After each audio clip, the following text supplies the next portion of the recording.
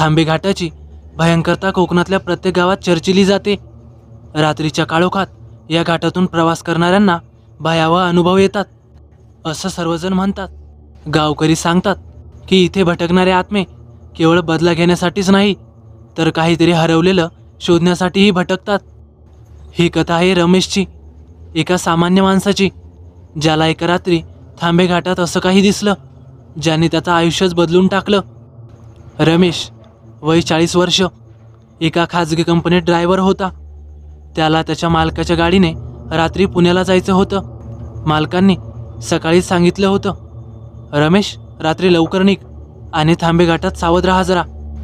रमेशने हसत हसत मान डोलवली।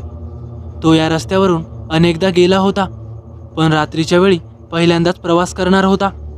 त्याला या गोष्टीचा विश्वास नव्हता, पण गावकऱ्यांच्या गप्पा त्याच्या कानावर आल्या होत्या। रात्री 11 वाजले। रमेशची गाडी थांबे घाटातून प्रवेश करत होती।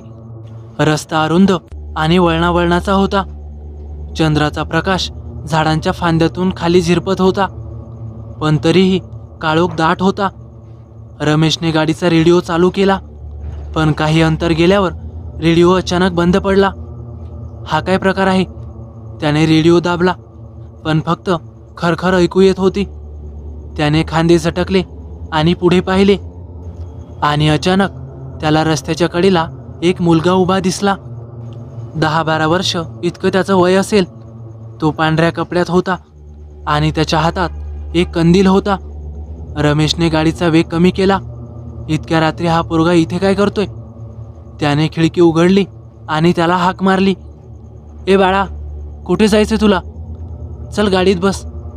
मुलगा हळूच रमेशकडे वळला।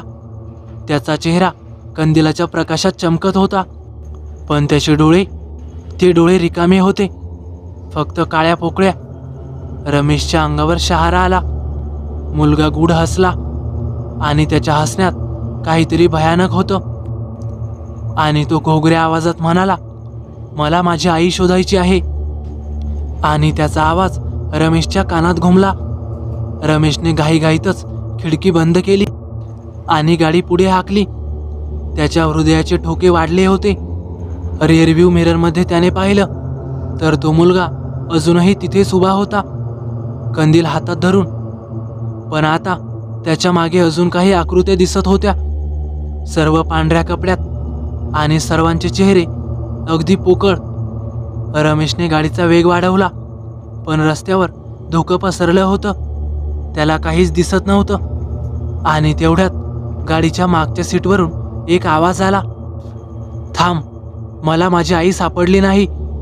रमेशने झटकन मागे वळून पाहिलं आणि त्याच्या तोंडातून एक किंचाळी बाहेर पडली। तो मुलगा चक्क गाडीत बसला होता, त्याच्या हातात कंदील अजूनही जळत होता। तू मला मदत करशील ना? मुलगा कुजबुजला। रमेशने गाडी बाजूला घेतली आणि लगेच बाहेर पडला। तो तिथून धावत सुटला, पण घाटात कुठे जायचं? त्याला वाटलं की तो मुलगा मागे लागला आहे। तेवढ्यात त्याला एक जुनं पडकं घर दिसलं। धावत धावत तो तिथे गेला आणि आतमध्ये शिरला। घर धुळाने जाळ्यांनी भरलं होतं, पण त्याला तिथे सुरक्षित वाटलं। त्याने दरवाजा लावला आणि श्वास घेतला, पण तेवढ्यात त्याला घरातून हलकं रडण्याचा स्वर ऐकू आला। तो आवाज एका खोलीतून येत होता। रमेशच्या मनात भीती दाटून आली होती, पण उत्सुकताही होती। त्याने हळूच त्या खोलीकडे पाहिलं। तिथे एक बाई बसलेली होती, तिचे केस चेहऱ्यावर पसरलेले आणि ती जोरजोरात हुंदके देत रडत होती। तिच्या हातात एक जुनं छायाचित्र होतं। रमेशने हळूच पुढे जाऊन ते चित्र पाहिलं। त्या छायाचित्रात ती बाई आणि तो मुलगा होता, दोघेही हसत होते। कोण आहात तुम्ही?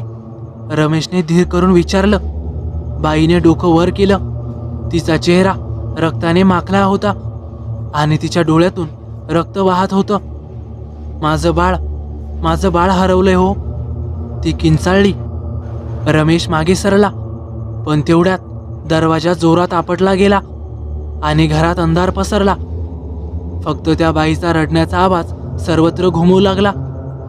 रमेशने दरवाजा उघडण्याचा प्रयत्न केला, पण तो आतमध्ये अडकला होता। तेवढ्यात त्याला मागून कुणीतरी त्याचा खांदा पकडला असं जाणवलं. त्याने झटक्यात मागे वळून पाहिलं तर तो मुलगा तिथे उभा होता. तू माझी आई पाहिली ना, आता तू मला तिच्याकडे घेऊन चल. त्याच्या हातातला कंदील आता रक्ताने माखला होता. रमेशच्या अंगातून घामाच्या धारा वाहत होत्या. रमेश मनोमन देवाचा धावा करू लागला आणि देवाचे मंत्र म्हणू लागला. मुलगा किंचाळतच मागे सरकला. रमेशने दारावर लाथ मारली तसा तो दरवाजा उघडला. तो जीव मुठीत धरून धावतच बाहेर पडला आणि थेट गाडीकडे आला. घाईघाईतच गाडी स्टार्ट केली आणि त्याने मागे वळून पाहिलं नाही. पण जेव्हा तो घाटाच्या शेवटच्या वळणावर पोहोचला तेव्हा त्याला रस्त्यावर ती बाई आणि तो मुलगा दिसले. हातात हात घालून उभे होते. त्यांनी रमेशकडे पाहिलं आणि त्यांचे चेहरे हसत होते, पण ते हसणं भयानक होतं. रमेश पुण्याला परतला, पण त्या रात्रीचा अनुभव त्याच्या मनात कायम राहिला. रात्री त्याला कधी कधी कंदिलाचा प्रकाश दिसायचा आणि त्याला वाटायचं की तो मुलगा अजूनही त्याच्या मागे आहे, त्याला त्या बाईकडे घेऊन जाण्यासाठी. थांबेघाट अजूनही तसाच आहे, सुंदर पण भयानक. आणि गावकरी सांगतात की ती बाई आणि तिचा मुलगा अजूनही तिथेच भटकतात, त्यांच्या हरवलेल्या आयुष्याचा शोध घेत. जर तुम्ही रात्री त्या घाटातून जाल तर सावध राहा, कारण कदाचित तो कंदील तुमच्या मागे असू शकतो. तर मित्रांनो, कसा वाटला तुम्हाला अनुभव? आवडल्यास नक्की लाईक करा, कमेंट करायला विसरू नका. आणि हो, विवेक पोटफाडे यांची ही कथा असून याचे सर्व श्रेय हे त्यांनाच जाते. तर चला भेटूया पुढच्या व्हिडिओत. धन्यवाद.